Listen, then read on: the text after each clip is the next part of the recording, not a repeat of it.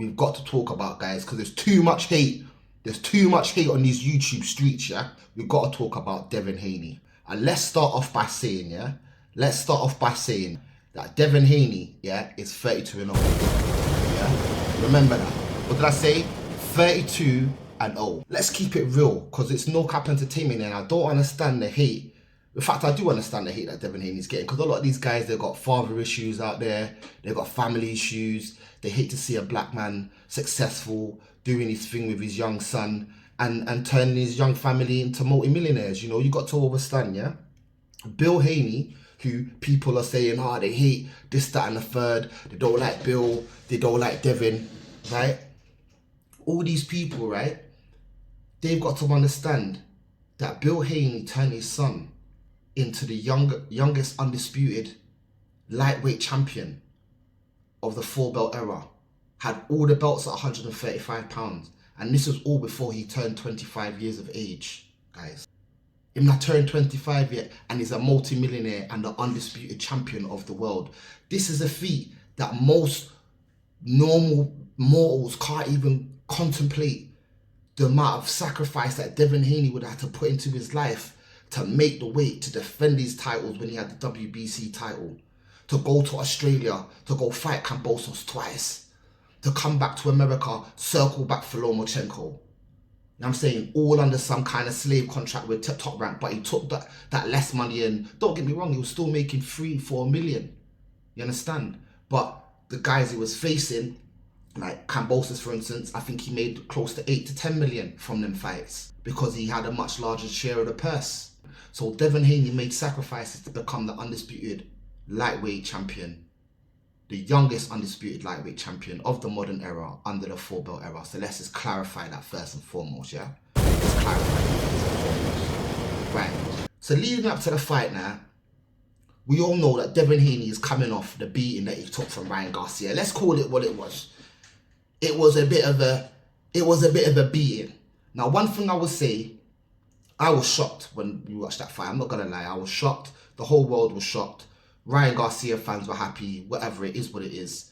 And, you know, when you step into that square circle, when you step into that ring as a man, I'm a man, it's like you stepped into the ring. So whatever happens, you got to take it like a man. You understand? That's just no cap. We got to keep it real, yeah? Like and subscribe. Right. So, with Devin now, he fought a completely wrong game plan, got caught with the left hook early.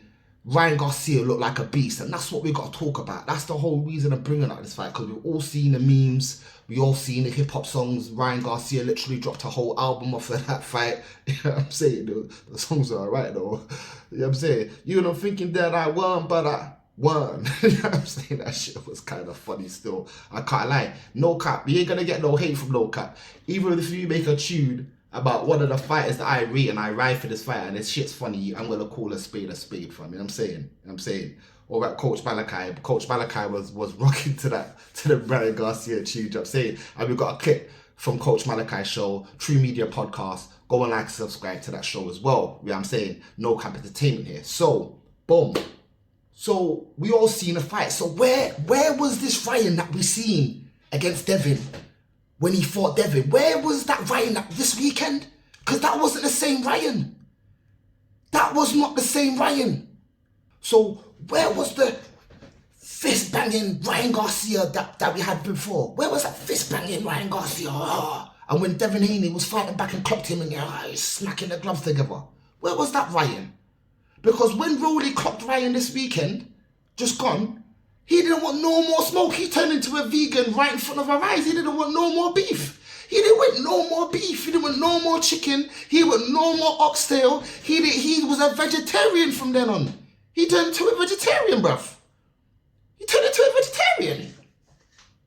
So what go on with that? Where was the meat? Where's the big beef eating Ryan Garcia that we saw against Devin Haney? We saw some vegetarian Ryan Garcia. He was on some lentils and that. Mum was on the kale and the broccoli and that. You know what I'm saying? Man had some titties. And the worst thing was, even from the weigh-ins, when I was watching the weigh-ins, I was like, yo, Rolly looks way more in shape than Ryan. Just from because that's why I love the weigh-in. Us guys are really about this boxing. Don't let me take off my top right now and show you what NoCap's messing with. That's why I see that fake little NoCap over in the United States. Come out England and we're gonna broke you up with Uruguay. Cause we ain't fantasizing over here. These are real muscles, fam. This is real hardship we go through. This is real life facts that we talk. You understand? Salute to Bill Haney. You understand? Got your number, sir. We're gonna link up the interview. Let's get it done. Blah. So, where was this Ryan? This Ryan that we seen recently had titties and that, no six-pack, the thing wasn't cut, his body wasn't cut, man's looking all flabby. He was looking flabby. And yeah, Bill Haney called it out, but he didn't have to call it out. Even if Bill didn't call it out, I would be like, yo, bro's got some titties on him today. So where was the Ryan? And just like the Ring magazine said, oh, will the real Ryan please stand up? Sick of these sides. I want to do some Eminem bars. I'm going to remember that. But I'm saying some Slim Shady. Shout out to Slim Shady Eminem. Understand? But the real Ryan stood up last weekend. We seen with no juice. That was the real Ryan. No juice Ryan. We seen no juice Ryan this last weekend. No juice Ryan. You understand? Yeah? Facts. So I think it's safe to say Ryan Garcia is a drugs cheat. Yeah? I think it's safe to say that. And anyone that's got still got any doubts about that, yeah? So, this Ryan over here, yeah? This was the Ryan that fought Tank, yeah? In 2023. And I think these are all in August fights. Look like skin and bone, man. I'm surprised the body shot finished him. Look like you could blow up on him and him done. Like, Ryan cheated, and this is why, for me, it's kind of clear that he cheated, right? You ain't got to take my word for it. We're going to go to the GOAT in a minute. And we're going to get the GOAT's point of view. I'm saying from Teddy Atlas. Look at his face in this. Look at his face. Where was this Ryan? Where was this Ryan this weekend against Rolly? This Ryan would have smoked Rolly in the first round. 2-3 rounds, the fight would have been done. Yeah? Yeah? Because we seen, what's his name? Pitbull Cruz stop Rolly. And at least with Devin Haney, when he's taking the licks from super juiced up Ryan, that we can see here, this super juiced up Ryan, right? And to be honest, I'll keep it real and make one exception. It's the only exception. I think we should allow Ryan Garcia to compete with drugs. Because other than that, it's not fair, fam. It's not fair. I don't even want to see Devin Haney beat a clean Ryan Garcia, fam. Because I already know the outcome. Devin's going to hurt him.